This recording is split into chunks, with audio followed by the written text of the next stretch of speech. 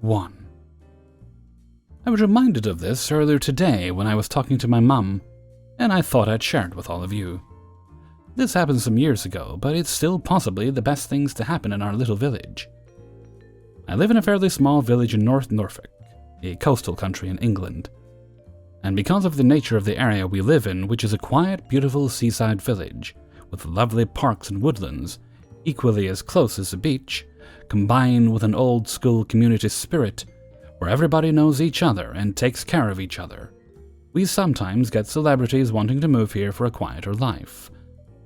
Celebrities who have lived in the village in the past have usually been good. But this one time we had a footballer who really did not get the message. The footballer, entitled Footballer, met his match eventually when a lovely actor, to use one of my favorite characters he played, I'll call him Mr. Ollivander, moved to the village too. Entitled Footballer would walk around the village like he owned the place, and found himself banned from most of the businesses for being offensive and or rude to the owners, staff, and customers. One of the worst situations, in my opinion, was when both me and my mum were in our local shop. He came in to get a few items, and he was moaning about how slow we were, or the fact that we were in the way, and he had places to be. My mum explained that we were both disabled, and sometimes that means we are a little slower than other people, but he was not happy about that. He made comments about how people like us shouldn't be out with normal people, and people like him shouldn't have to deal, and these were his words, with cripples getting in his way and slowing him down. The owner had overheard and immediately asked him to leave, and that he was not welcome in the store again. Mr. Ollivander, on the other hand, was so lovely. From the moment he moved into our village, he very quickly learned who needed help and support and would do anything he could to help them, when he could, just like the rest of the village does. He adapted his life around the way we live, and he was well loved by everyone. I honestly don't know anyone who has a bad word to say about him. When he found out both me and my mum were disabled, he let us know that if we were ever having a bad day but needed shopping or anything, to let him know, and he would go get it for us.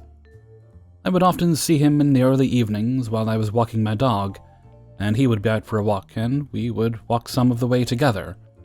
One day, while I was walking my dog, my knees gave out and I fell, and he saw me and came over. He helped me up, took my dog from me, and walked us both back to my place, and told me that in the future, if I'm having a bad day with my legs, to let him know, and he was more than happy to walk my dog for me, rather than push myself too far and make my health worse. This gives you an example of each of them in terms of their personalities and what we were living with. Now I'll get to the good bit. It's paraphrased a bit because of it being so many years ago. It's hard to remember exact conversations, but this is basically how it went. Not long after Mr. Ollivander had moved to the village, entitled Footballer was at the local pub and was getting irate with the barman about how others were getting served before him, despite them being there first. I do not appreciate you making me wait. When somebody of my standing comes into a place like this, I should be served first because I outrank you. He has a massive ego and thinks that being famous means that he has a higher rank in society. Everyone was moaning and letting him know just how unpopular that opinion of his was. But before any of us could really confront him on it, Mr. Ollivander did. He had come in with his wife and heard the tail end of entitled Footballer's rant about regular people being served before him. I didn't think that we did things by rank in this village. Thank you for letting me know. If that's the case, then I guess since I have the highest rank in here, I get served first. But I would much rather everyone who was here first should be served before us. He gave a small wink to the barman who was smirking, knowing that this was definitely pissing entitled Footballer off. Without turning to look and see who had been speaking, he slammed his hand down in the bar and said, "Who the hell do you think you are? I'm a very successful footballer, and I haven't worked this hard to be told I have to wait for all these lowlifes to be served first." "I'm Sir Mr. Ollivander, and I happen to be a pretty successful actor." You may have worked hard in your career, but so has everyone else here. So deal with everyone being treated fairly without any special treatment for anyone, or leave." Entitled footballer stormed out the pub with the most embarrassed look on his face, and a few weeks later he moved out of the village. I guess being in the same village with someone who was not only more famous than him, but also someone with a knighthood, so that he was also outranked in that way, was just too much. I feel sorry for the people he moved near after us. It's not the most explosive story I know, but it's absolutely the highlight of the things that have happened in this village. Mr. Ollivander lived in this village until just a few weeks before he died, and anytime situations like this came up, we could always be sure he would put that person in their place and would give them a reality check. We all still miss him, but I'm just glad I got to know him, even if it was just for a few years. He was one of the best kinds of neighbors anyone could have, and a true friend to all of us. 2.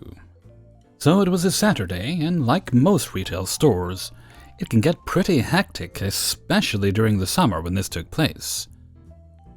I was in the middle of my shift with our department completely swamped with people. I work in the paint department of the store, and it was my turn to go around the aisles and help out any customers that need it. I was doing my second round of going up and down the aisles when a middle-aged man, George, approached me. "Excuse me? Can you tell me which spray paint is the best for metal?" I stopped and helped George and pointed out our spray paints that can be used on metal. I go into detail since we had some products that help reduce rust. That's when Karen enters. I'm busy talking to George when Karen walks up. I could see her out of the corner of my eye, but it looked like she was looking at a product on the shelf. I'm asking my normal questions of George. What project was he working on, if he needed any primer, or needs to be shown something else, etc. Whilst I'm in the middle of this conversation, I hear Karen next to me say, "Excuse me?"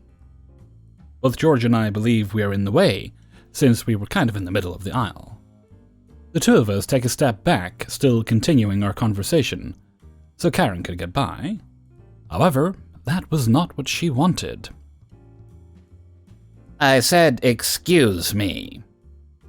I stopped talking and turned to Karen. She was a young woman, maybe in her 20s, with her arms folded and giving me a glare. She has a man right behind, which I assumed was her boyfriend or her husband. I didn't really bother to look for a ring. "Yes, ma'am," I responded to her. "I have been standing here for 10 minutes waiting for you to notice me. I need help. I can't find stain that I need for my end table." This was highly exaggerated since George and I had been talking for maybe 2 minutes, 3 tops. "Okay, let me finish helping this customer here, then I'll show you where the stain is." I gestured to George. "No, you need to help me now. Did you not hear what I said? I've been waiting for you to notice me since 10 minutes ago. You're not even helping him, you're just talking. You can help me first, then come back and help him." Who did Karen think she was? My boss? Apparently in her mind she was. Her boyfriend spoke up this time. "Hey Karen, let her finish up helping him. We're in no rush, we can wait."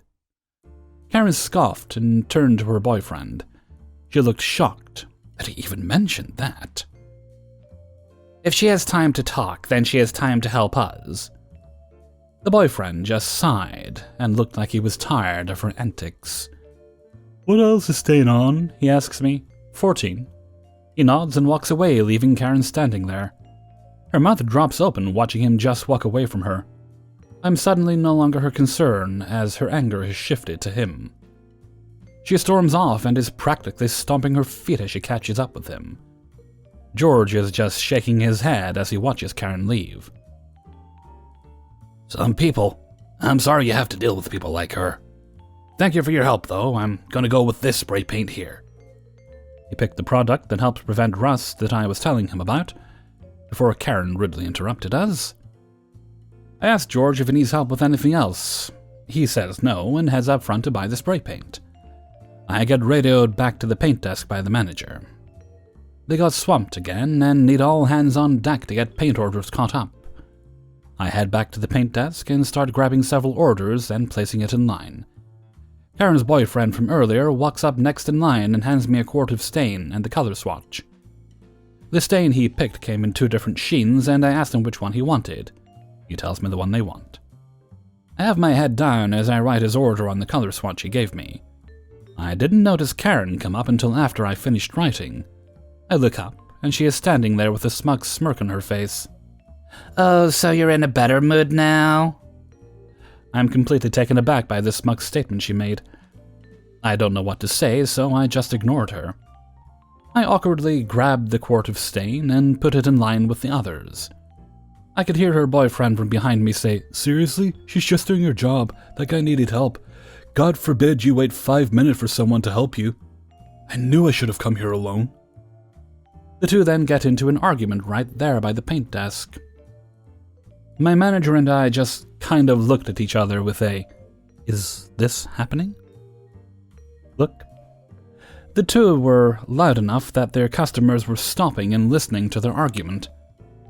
They were getting increasingly louder, each raising their voice as the other spoke. I'm not going to lie, it was very entertaining. Their argument didn't stop until some random lady walked over and said, "None of these people need to hear you two argue. I could hear it from 2 aisles down. You're acting like children. If you're going to argue, then take it outside." Dead silence from the couple at this point. "Forget the stain," the boyfriend tells me, and then storms off. All of us around the paint desk then look at Karen. Her face is red. But you couldn't tell if it was from anger or from embarrassment. She didn't say another word. She just put her head down and followed after her boyfriend. My manager talked to the lady later after everything backed down. Turns out she's an elementary school teacher that taught 3rd or 2nd grade. I don't exactly remember the grade, but I remember it was a young age group of kids she taught. She commented that her students behaved better than they did. Needless to say, they were the talk of the hour after that. There were even people like the random lady that heard the argument from a neighboring department and came by to watch. I don't think they realized just how much attention they got until after they got scolded. I never saw this couple come in again, but I hope for the boyfriend's sake and sanity that he broke things off with Karen. 3. I bought tickets back in October to see Rent last night with my friend and their husband. We get settled in our seats, and right next to us is a party of 3 women. 2 blondes, Karen and Becky 1, and a brunette, Becky 2, who are already intoxicated and laughing. I figured they were as excited as I was about the show, so I paid them no mind. That is, until the show began. A few ground rules about the Performing Arts Center we attended. No food or drinks allowed in the auditorium. Masks must be worn at all times. Keep cell phones off or on silent. And no video recording or flash photography allowed. I believe the first 2 are due to COVID, as I've attended shows before and lots of people will have beverages with them. Then there's the unwritten rule of seeing live theater. Keep your mouth shut. Karen and her Beckys broke all of those. They had alcoholic beverages in the seats with them. None of them were wearing masks. Karen scoffed when the announcer said to keep them on. Becky, too, kept talking on her phone in order to record bits of the show. Becky 1 was doing other things on her phone. I never looked at them long enough to see. They would not stop talking and singing along so obnoxiously loud that neither my friend nor I could focus on the stage. Their husband could focus, even though he heard them too. My friend and I gave them looks and would shush them when they got especially distracting. That was until they moved a couple of seats down. When Becky 2 asked why they were moving, Karen whispered in my direction, "Because people should be able to enjoy a show however they want." I saw red. Normally, I don't like to tell on people. I ignore them and let those with an actual backbone handle it. But first of all, I had a difficult month, and this show was the one thing that I was looking forward to. Second, this was Rent's farewell tour. It's my favorite musical, and I've never seen it before. In other words, this was the first time that I got to see my favorite musical, and I was not about to let Karen and the Beckys ruin it. It was difficult to keep my cool throughout the rest of Act 1. Despite them being further away, I could still hear them loud and clear. Then I heard other people shushing them too, and the Karens saying, "We're not even being that loud," which gave me the confidence boost I needed. However, during intermission, no one really moved a muscle. My friend reassured me that it's likely they pissed off the wrong people. To which I replied, "That just means I won't be the only one reporting them, which means something will get done." So I got up and told on them to the usher. As I was talking to her, the people who were sitting behind them, the ones Karen fussed about how they're not being that loud, approached the usher as well. As they were talking, Karen and Becky 1 left the auditorium wearing their masks, which had me afraid nothing will get done. Keep in mind, though, part of our report was that they were recording the show. My friends and I remained in our seats throughout the rest of the intermission, as did Becky 2 in her unmasked glory and texting away. However, her mom and sister did not return for Act 2. Then, about a song and a half in, Becky 2 was pulled from the audience as well. Yes, she was singing still. And I had an absolute blast throughout the rest of the show. 4. I've been kind of high and dry in terms of a job since moving back to my own country, which has left me no choice but resorting to occasional jobs like cleaning. I don't mind it either. I am a mostly physical person, and doing something that requires moving around makes time pass faster for me. And on top of that, I'm meticulous and I hate leaving something unfinished or uncleaned. Enter Anna. Anna is the owner of a gorgeous villa turned B&B in the Italian countryside. It includes 5 small apartments with a mini kitchen, a patio overlooking the hillscape, a swimming pool, a garden, all the good stuff for the Italian experience. Reviews rate the place at a whopping 4.9 out of 5, and most of them mention how the place is always immaculately clean. And it is. But at what cost? Anna and I got in touch because she was, emphasis on was, now, a friend of my mom's, and sold me a used car for a mercifully low price when I moved back here. Turns out she doesn't have a lot of help in cleaning that massive place, and she might toss some money my way. Up until that moment, I knew her to be a delightful person, kind and pleasant, and absolutely unassuming. Boy, was I wrong.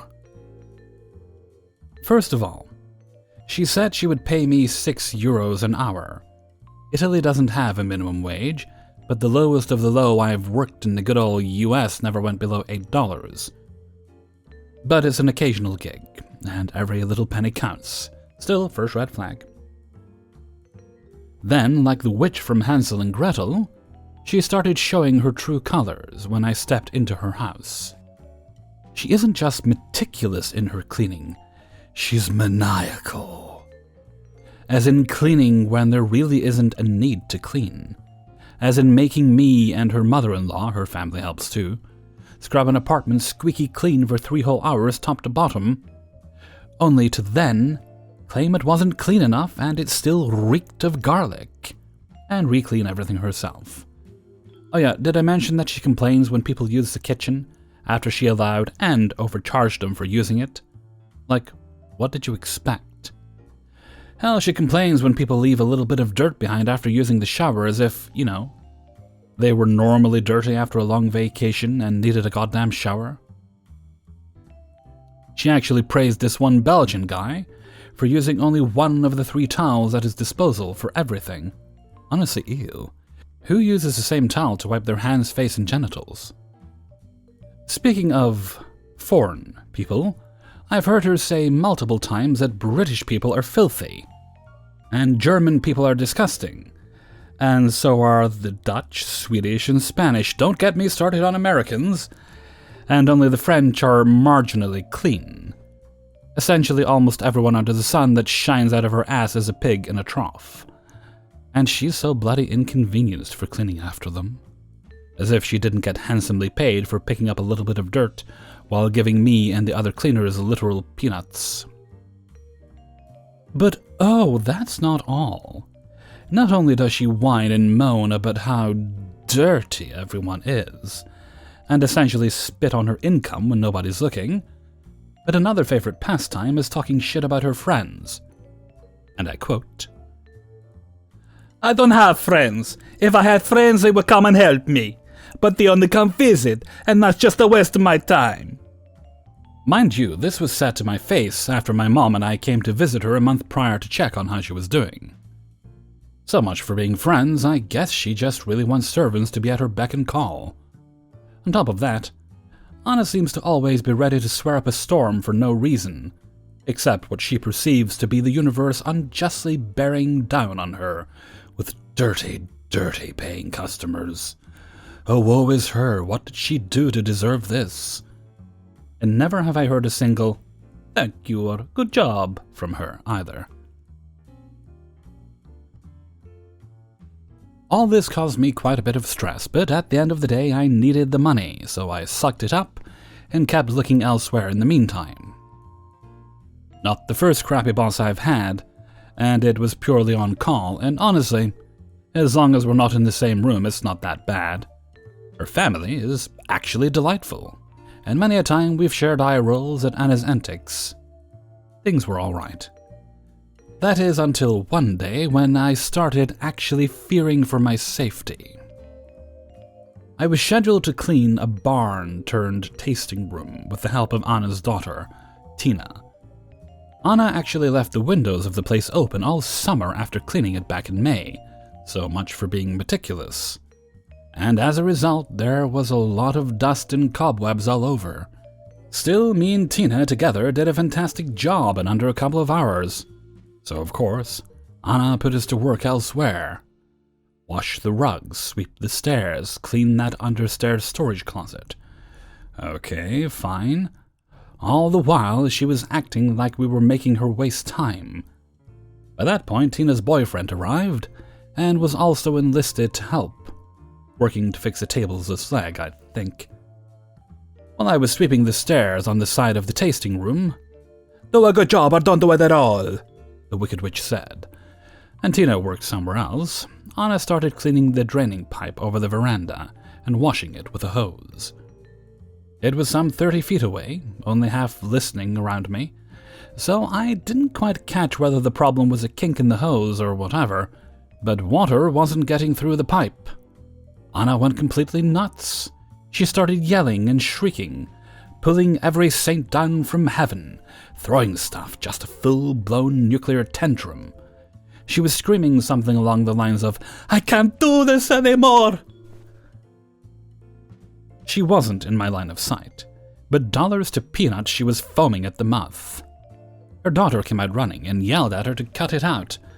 Then Anna proceeded to break down and started wailing like a dying elk for a good 10 minutes. So, that was fun. In all honesty, though, I was flabbergasted, and grateful I wasn't in range to have something thrown at me.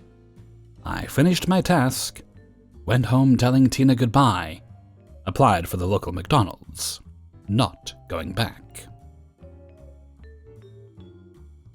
5. This happened about 10 or 15 years ago, when I worked in a very famous city in England. Not London, but it was the de facto capital in the past. I'm a regular visitor to a famous chain of pizza restaurants, Pizza Express. I've been to lots of different restaurants in this chain all over the country, and all of them are brill.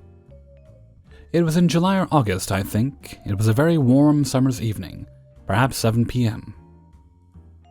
This particular restaurant is in what had been some important river house. Not quite sure what that means, but it was by the river, by a bridge, and 400 yards from one of the most famous buildings in the world. It was a major tourist destination for all nationalities. Because it was warm, the outside terrace was being used. The terrace was literally just by the river, a few feet above water level. I, male, late 40s at the time, was given a table and soon received my usual Montepulciano red wine, olives, and sun-dried tomatoes. My usual wine and nibbles whilst I decided which pizza to order. I was sipping my wine and nibbling my nibbles, watching the boats go by, but my peace, and the peace of everybody else outside, was shattered when MK, who looked about 60-ish, demanded of a waitress to see the manager. The manager comes out. Looks about 30-ish, hard-worked. I forget the exact dialogue, but it was along the lines of, "Can I help you, sir?" We've been sitting here waiting for our food for nearly 10 minutes now. I'm sorry, sir, We don't have our food, we're hungry. Are your staff incompetent? Etc., etc., etc. Once the male Karen shut his cake hole, the manager responded, "I'll go and speed up your food order, sir." Hmm. The male Karen had gone on for a lot longer than that, but that's the general gist. The manager obviously looks harassed and a bit upset as he turns from their table to go back inside. Now, this isn't a fast food restaurant, despite its name, and the staff don't hurry customers who are clearly there for a leisurely meal. If Mel Karen had just asked his waitress nicely if she could hurry his meal, he'd have got what he wanted. Anyway, I was annoyed at their entitlement, rudeness to staff. Literally all of the staff in every branch of that restaurant are friendly, helpful, polite, and everything you'd want in restaurant staff. And this branch was no exception. And the fact that he spoiled for lots of people a lovely evening by the river. So, I say as the manager is passing by me, "Excuse me, are you the manager?" The manager stops and thinks, "Oh, no, not another one." "Yes, sir, what can I do for you?" I speak quite loudly and calmly, not to put the manager down, but so that the male Karen and everybody on the terrace could hear me clearly. I did make it sound as though it was a complaint initially, but then, "I've been to many branches of this restaurant all over the country, and this has to be my favorite branch. It's fantastic. It's a beautiful location by the river. I'm watching boats go by. It's a lovely, warm, and clear evening." I indicate the general vista with a general sweep of my arm. "I'm relaxing with a nice glass of wine and my favorite nibbles." I indicate the nibbles and wine. "Your staff are all taking really good care of me. It's fantastic. Thank you." That's the general gist of what I said, and I finished my long speech, not sure how long it took, probably 30 seconds or so.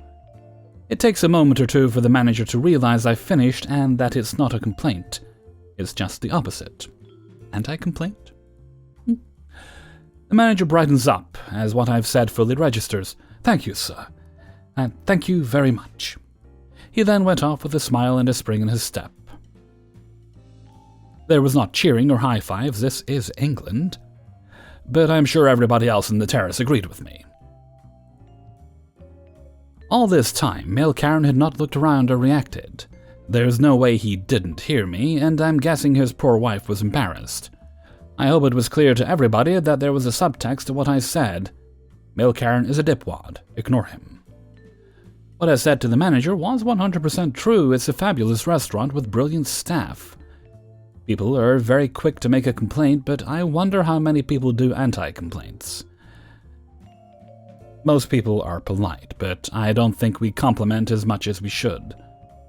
Male Karen said nothing at all to me at any time. He probably knew I'd tell him he was an ignorant plonker to his face.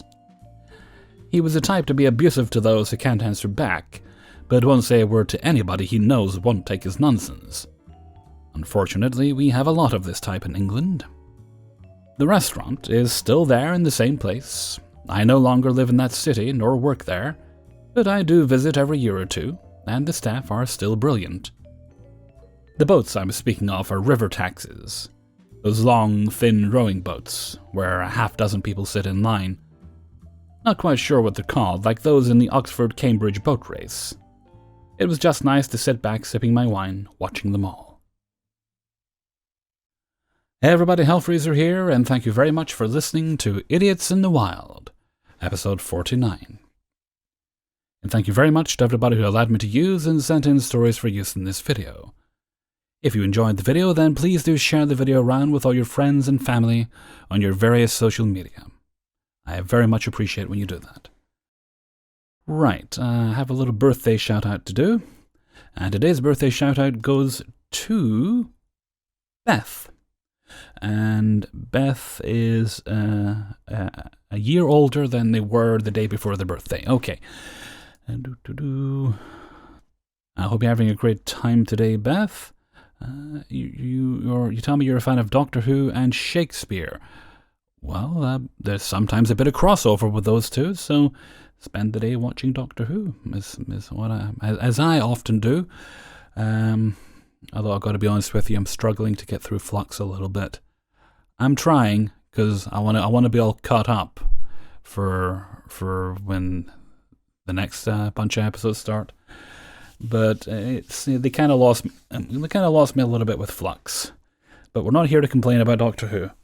We're here to sing happy birthday to Beth. So, happy birthday to you. Happy birthday to you.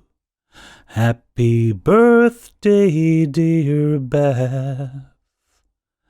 Happy birthday to you.